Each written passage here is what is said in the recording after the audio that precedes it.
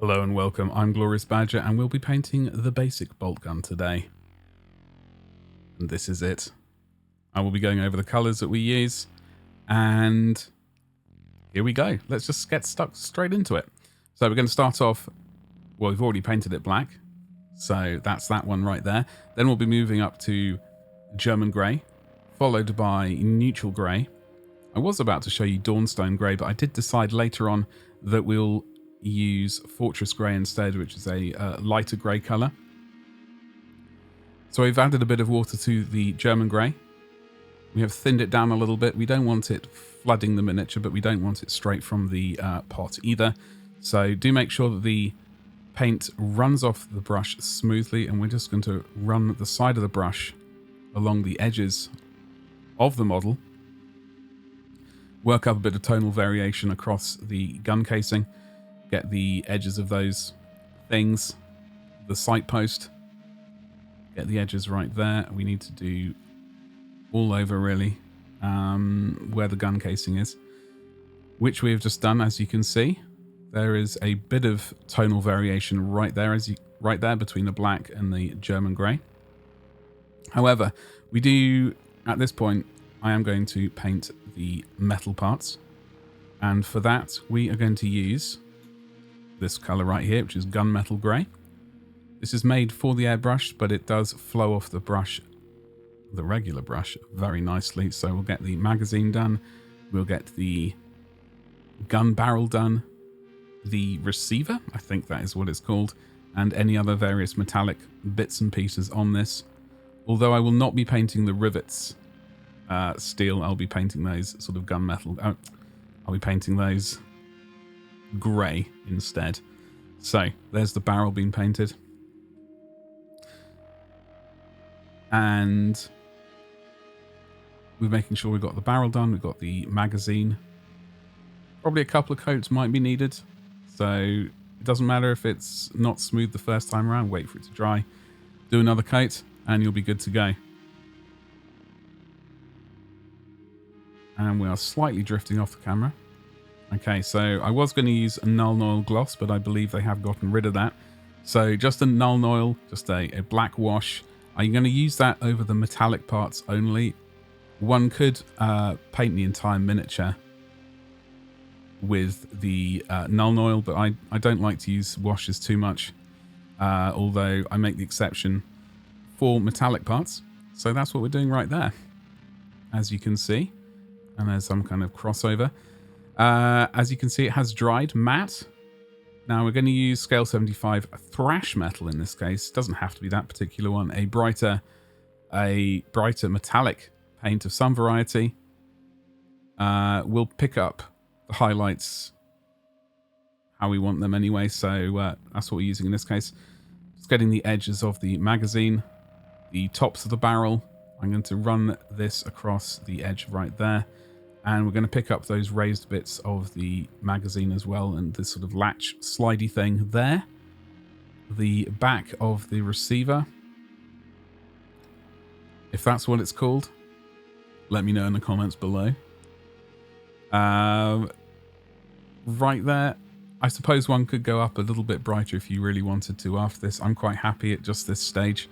So after this stage, we'll be going back to the grey gun casing that we'll be working on. At this point, I should also say we're not going to be painting the hands on this miniature, just the gun. Now we're going back to the German grey, and we are going to tidy up any little bits and pieces that we have accidentally gone over with a bit of metallic paint, just tidying it up a little bit. We have painted the handle. That is also going the similar colour to the gun casing. Okay, just adding a little bit more German grey right there. Tidying up that edge a little bit. It was pretty good, but it's... Oh, and we're moving on to neutral grey. And there's my Instagram. Do check it out, instagram.com/gloriousbadger. So, on to neutral grey. As before, we have thinned it down a little bit, so it flows nicely off the brush, as you can see. We are going to do a couple of coats of this, so do put the first coat down, move on to another part, wait for it to dry, and then go back and do another coat. We would like a thinner coat than the previous one though. So taking up a less wide part of the gun casing. Slightly thinner coating, I should say. I think that was a bit of a mistake there, which I hopefully will go back and clear up. And we are going to wait for that to dry and do another coat. All right, here we go. Check it out. It's looking pretty good.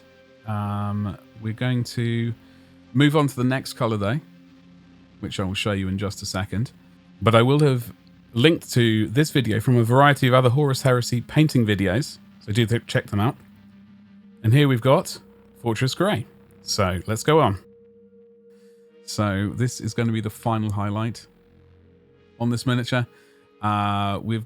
This is already thinned down a lot for me, so I haven't worried about thinning it down too much.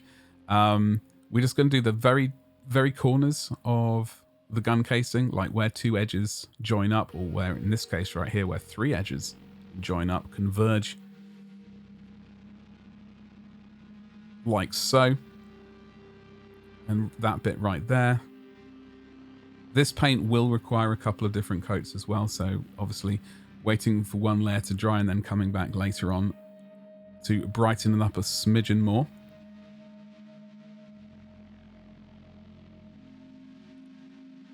Getting those rivets before I completely forget about them.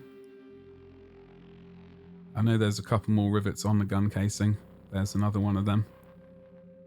So make sure you get the rivets, don't forget them. Like I almost did. And that's really it. Yep. As I said before, we will have linked to this video from a variety of other Horus Heresy Legion painting videos. So do make sure you've watched those. Also, I do stream on Twitch at twitch.tv/gloriousbadger 3 times a week at different sort of times. So do check the channel out, check out the schedule.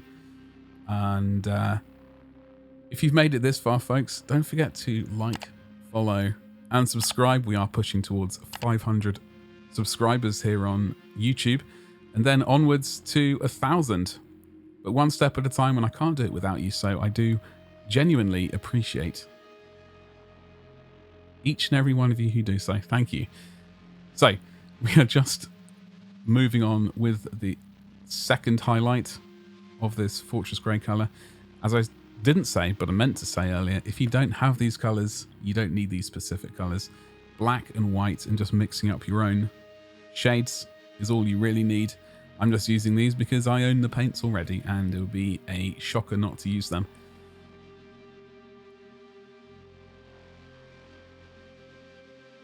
Getting the other side of the casing right there, the side that we do see.